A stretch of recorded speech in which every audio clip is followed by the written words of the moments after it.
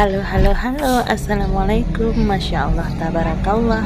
Jumpa lagi nih teman-teman dengan aku Bundanya Salihah. Mohon maaf ya teman-teman kalau suaraku agak serak. Ini aku nggak tahu kenapa, aku kayaknya nih kena batuk ya teman-teman. Jadi agak radang gitu, tenggorokanku kering. Nggak tahu nih, mungkin kebanyakan minum es ya. Oh ya teman-teman, aku mau sharing videoku kali ini tentang perjalanan mudikku ke Jogja ya teman-teman. Tadinya tuh aku nggak ada rencana mau mudik, tapi ya gitu deh teman-teman. Mendadak aja, tadinya tuh aku bangun jam 2 pagi. Rencananya tuh mau nyiapin baju buat sholat Idul Fitri, tapi kepikiran aja gitu nyiapin baju buat mudik. Jadi bener-bener nggak ada planning apa-apa, mendadak semuanya, baju juga mendadak disiapinnya, makanan juga seadanya aja. Jadi yang kemarin itu aku bikin ungkep ayam langsung digoreng semua, itu buat bekal di jalan. Aduh maaf ya teman-teman, suaraku nih serak. Jadi di jalan itu kita bekal ayam aja ya teman-teman, pikirku nanti nasi gampang lah beli di jalan. Dan selama perjalanan itu cuaca panas banget ya teman-teman, Masya Allah. Aku tuh berangkat habis sholat id ya teman-teman sekitar jam setengah 10-an lah atau jam 10-an kayak gitu. Cuaca tuh lagi panas-panasnya, untungnya lagi lebaran ya teman-teman, jadi kita bisa minum. Kalau lagi puasa ya Allah. Dan ini aku lewat jalur jalur Pantura ya teman-teman, bisa kalian lihat itu ada pantainya. Udah lama banget aku nggak lewat jalur ini ya teman-teman sejak ada tol. Tapi kali ini aku pengen banget lewat jalan biasa. Aku minta ke ayahnya Solihah lewat jalan biasa aja, jalur Pantura. Tadinya sih aku pengen lewat jalur selatan ya teman-teman, soalnya kayaknya enak aja jalur selatan itu kan ngelewati pegunungan gitu lewat Bandung. Kayaknya enak gitu teman-teman, tapi ayahnya Solihah nggak tahu jalannya, aku juga nggak tahu jalannya, jadi ya udah yang sudah pernah kita lewati aja. Ini lewat jalur Pantura, kan aku dulu udah pernah mudik lewat jalur Pantura ya teman-teman, tapi waktu itu naik motor. Jadi waktu anakku masih satu ya. Kalau anak dua ini aku belum pernah lewat jalur Pantura. Jadi ini setelah berapa puluh tahun akhirnya aku lewat jalur Pantura lagi untuk mudik. Dan ini aku lewatin asrama haji Indramayu ya teman-teman, bagus banget gedungnya. Dan sepanjang jalan di Indramayu tuh aku suka banget karena masih banyak sawah. Pokoknya seger banget. Dan sempat juga ngalamin hujan lokal ya teman-teman. Jadi di jalan itu pas ngelewatin Subang sempat hujan, tapi begitu masuk Indramayu itu panas bentar lagi.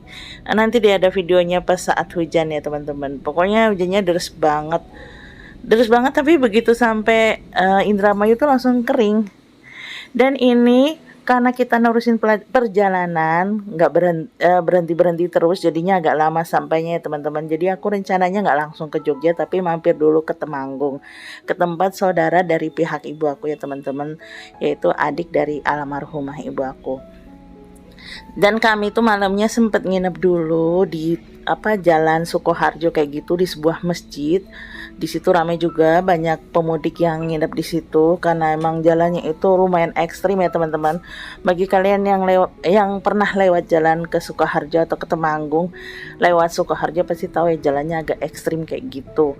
Kalau perjalanan malam, kalau nggak siap-siap banget, sebaiknya jangan deh, lebih baik berhenti istirahat dulu. Setelah istirahat dan tidur di situ, lanjut perjalanan ke Temanggung ya teman-teman. Dan ini di sini alhamdulillah aku ketemu keluarga dari pihak ibu aku, yaitu anak dari kakak-kakak ibu aku ya teman-teman. Jadi ibu aku tuh anak kedua. Dan ini yang aku kunjungi adalah rumah adik dari ibu aku. Oh ya, aku mau cerita. Pertemuan aku dengan mereka ini nggak sengaja ya teman-teman. Jadi aku tuh terpisah sama mereka tuh udah lama banget. Aku terakhir ketemu mereka itu waktu aku kelas 3 SD. Jadi udah berpuluh-puluh tahun yang lalu. 30 tahun lebih dari 30 tahun lebih ya teman-teman. Jadi nggak sengaja ketemunya itu teman-teman. Jadi aku tuh cari kakak aku. Jadi aku dan kakak aku tuh terpisah dari kecil sejak bapak ibu aku tuh meninggal. Kami tuh terpisah. Pokoknya ada beberapa kejadian yang menyebabkan kami terpisah dan lost kontak. Tapi aku berusaha cari kakak aku ya teman-teman. Aku waktu itu bingung mau cari gimana. Dan kebetulan aku cuman punya Facebook waktu itu, punya medsos cuman Facebook. Jadi aku cari-cari di Facebook dan ada yang inbox aku kalau dia ngaku kakak aku. Aku tanya ciri-cirinya. ciri-ciri yang hanya aku ketahui, aku dan kakak aku ketahui. Dan ternyata benar itu kakak aku, alhamdulillah setelah lebih dari 30 tahun akhirnya bisa ketemu. Dan itu berlanjut ya, kita ketemunya cuma bisa pas lebaran dan gak setiap tahun. Dan ini lanjut ketemu saudara dari ibu aku, setelah dari kakak aku ketemu, akhirnya aku bisa ketemu saudara dari pihak ibu aku. Karena selama ini kan aku besar dari di pihak keluarga bapak aku ya teman-teman. Untuk pihak ibu aku karena waktu itu aku kecil jadi aku nggak tahu tempatnya. Pernah dibawa sama bapak aku ke tempat mbahku dari pihak ibu, tapi aku kan nggak hafal ya teman-teman karena aku masih kecil, cuman tahu daerah Temanggung. Itu pun waktu aku belum ketemu kakakku, aku tuh udah coba cari sama ayahnya Solihah. Kita tuh udah berapa kali bolak-balik waktu mudik pakai motor itu, bolak-balik cari, bahkan waktu sampai bolak-balik lah teman-teman, tapi hasilnya zonk karena aku tuh cari berdasarkan pakai ingatan ya teman-teman, ingatan masa kecil aku. Bayangin aja kelas 3 SD, ingatan kelas 3 SD aku pakai untuk mencari, berarti beberapa puluh tahun kan udah banyak banget perubahan di kota Temanggung ya teman-teman. Tapi sejak ketemu kakak aku lewat Facebook itu, akhirnya aku bisa ketemu dengan adik dari ibu aku ya teman-teman. Dan terjalinlah kembali silaturahim.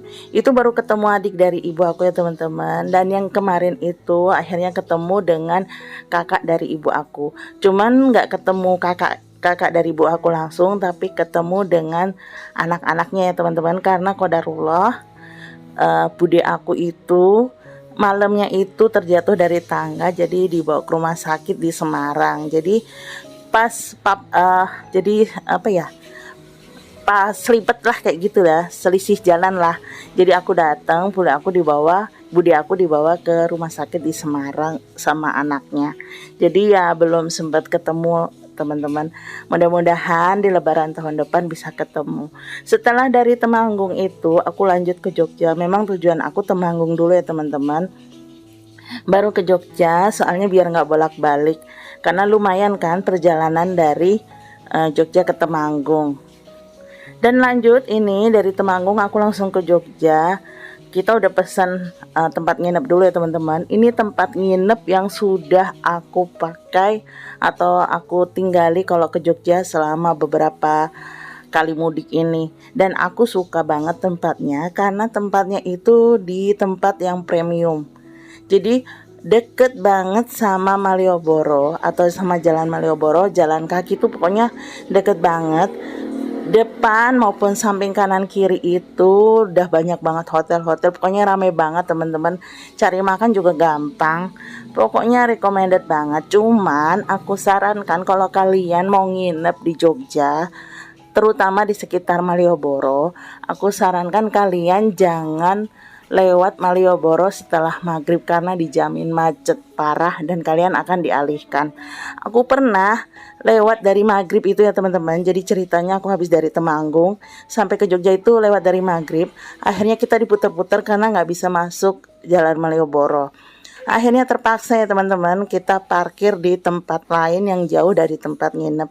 Dan untuk parkirnya itu satu malamnya dikenai 50.000.